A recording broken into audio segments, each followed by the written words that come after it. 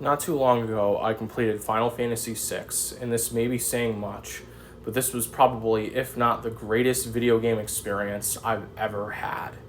Today, I won't be fully covering why, as this isn't a review, but I'll possibly review it soon and actually explain fully, in depth, why I truly feel that way. Today, though, we'll be discussing a very important part of the game, though, and one of the biggest reasons this game holds its legacy so much. The villain Kefka Palazzo, and ask a serious question. I want to debate and analyze different ways you could argue whether or not Kefka actually won and succeeded with his plan.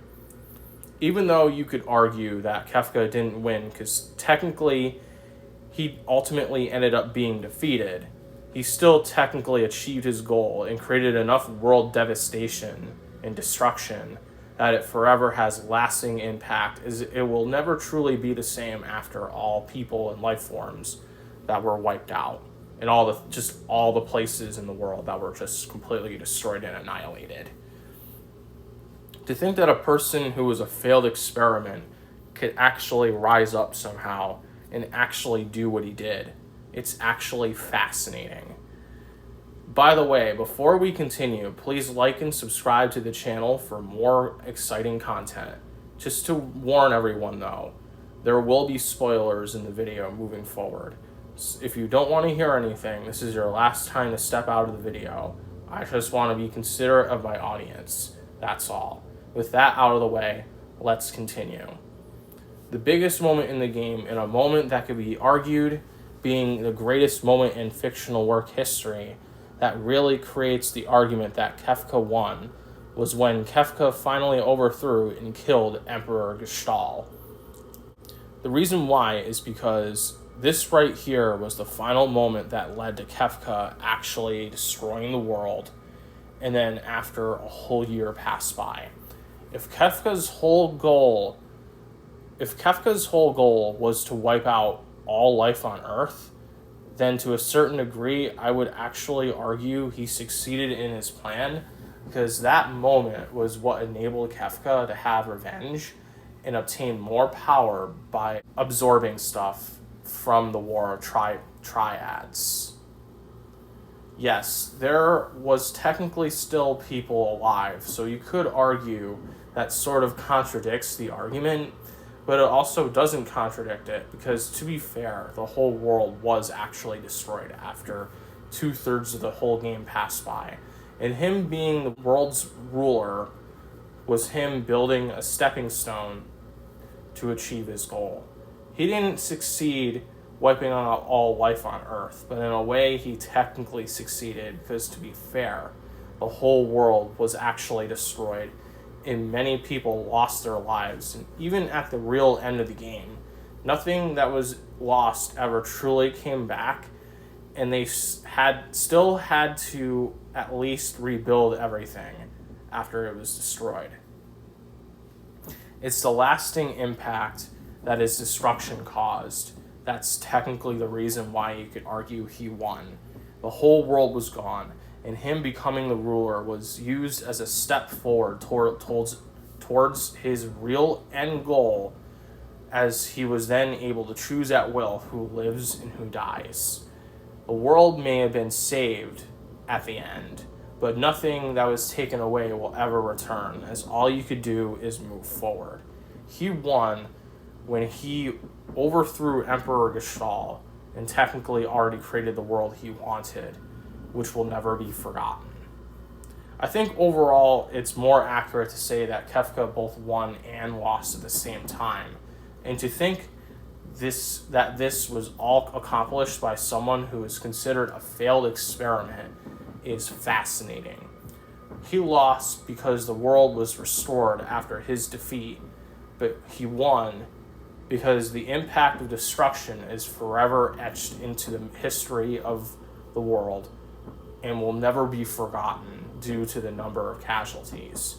While I do think critically that the game could have done a very slightly better job of portraying this during the ending, which I'll explain more of how I feel when I do my real critique of this whole game, it's just it's such a minor criticism that I have of the game that it's easily overlookable and easily excusable for the time the game was made, since this was made during a time where people were just figuring out that they could actually tell a deep and very dark story.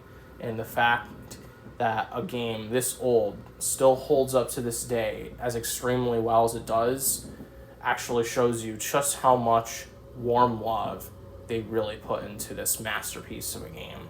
This was one of the first times in history that people were finally figuring out that they could actually tell a story that's more complex and not as basic as just a hero going to, like whatever place and defeating a bad guy. And that's just the end of the game.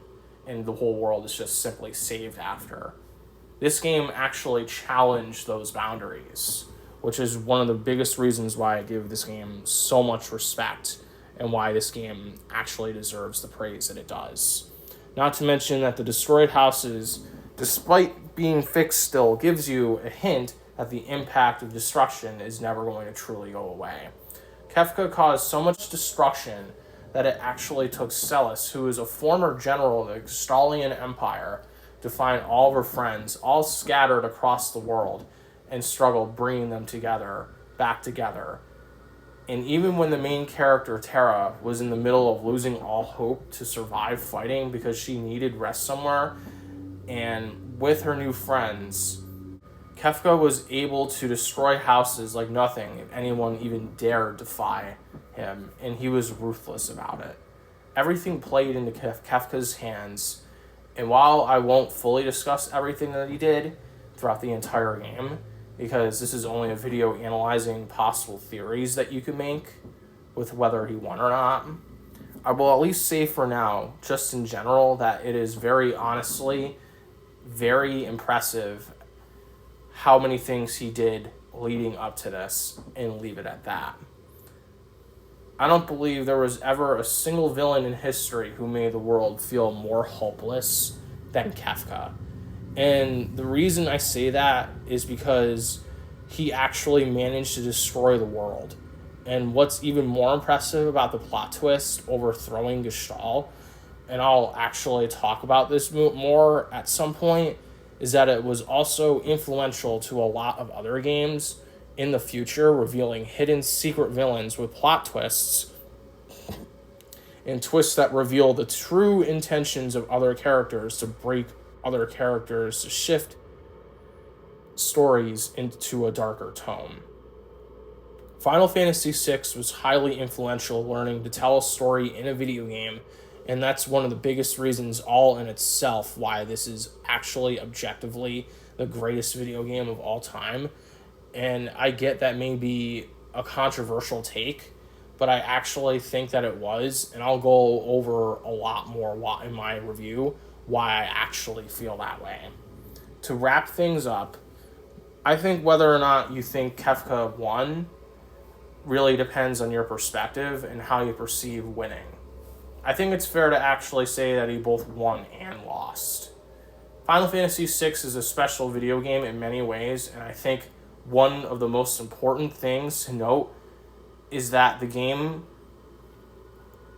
is about fighting nihilism, because all it does is turn you into a negative, miserable, and mean person, and it's toxic because it's pretentious over the fact that life is fragile and you could always make life better by making good choices, even though life is unfair. It's a story about loss and what could teach the world to be grateful, and how to prevent bullying others into becoming mentally ill and potentially evil serial killers. Because when you take away too much for someone, people fight back, and it's shown well from Terra and friends fighting Kefka, and also when Kefka killed Emperor Gestalt, who truly caused all these issues to happen to begin with, and I'll say even bigger in my review. Kefka won because he got revenge on the world, and everything Emperor Gestalt did to him, along with accomplishing his simple goal to destroy the world and actually doing it. And he lost because ultimately he was defeated and the world was restored. And Terra and everyone saw how he became the nihilist he became, but called him out for being pretentious, because life actually has meaning when you can live for the present to work hard changing the future. Kefka's nihilism was birthed from how he was used as a tool for the Empire, and he sought to become more powerful to overthrow the Emperor, and ended up committing worse atrocities. But ultimately, Leo, he won by destroying the world, and it has everlasting impact. But he also lost because he was stopped before the whole world officially had every last bit of life removed, from the face of the planet, and Terra ended up actually defeating Kefka. What do you guys think, though? Do you think Kefka won because of his impact on the world, or do you think that he lost, or do you just think that he lost because he was ultimately defeated? Let me know in the comments below. I respect people's opinions always, too. Please leave a like, subscribe for more content, and thank you for watching.